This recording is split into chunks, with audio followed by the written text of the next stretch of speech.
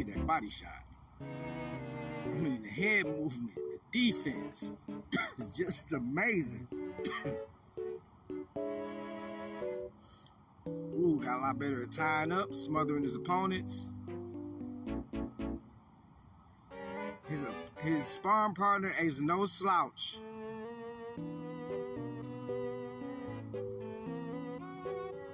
Ooh, look at that footwork.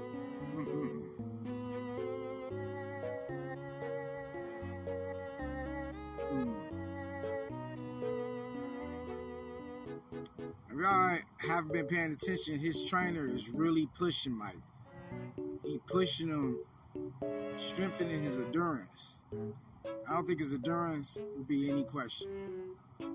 Jake Paul, are you in some serious shit? Because now you're dealing with real pro fighters.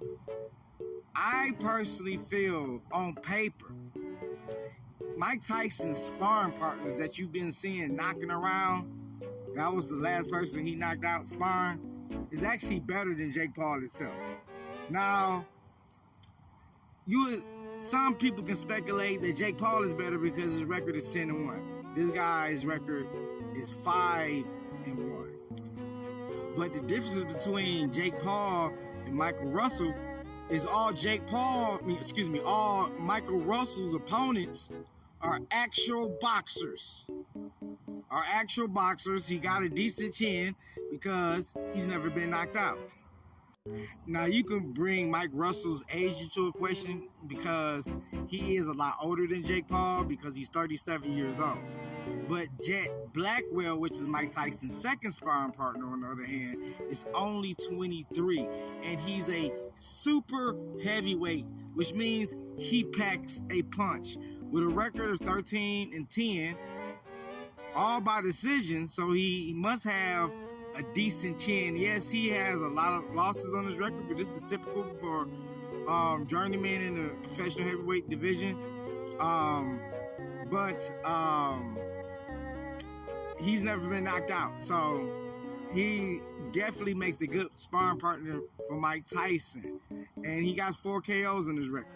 So, unlike Jake Paul, all 24 of his bouts and all 13 of his victories was against professional fighters, not basketball players, not wrestlers who don't know how to throw a punch, not over-the-hill MMA fighters, but young professional fighters. And this guy is a pretty big guy at 6'2".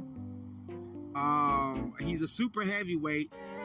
Even though he got 10 losses, he never got knocked out in those losses. And you see it was 0 KO losses on his belt. So he can take a punch. So Tyson is working against opponents that have a longer range than him and young as well. I think he'll be able to get under Jake Paul's jab and straight, which is like his only 2 punches. So now let's get to Jake Paul record.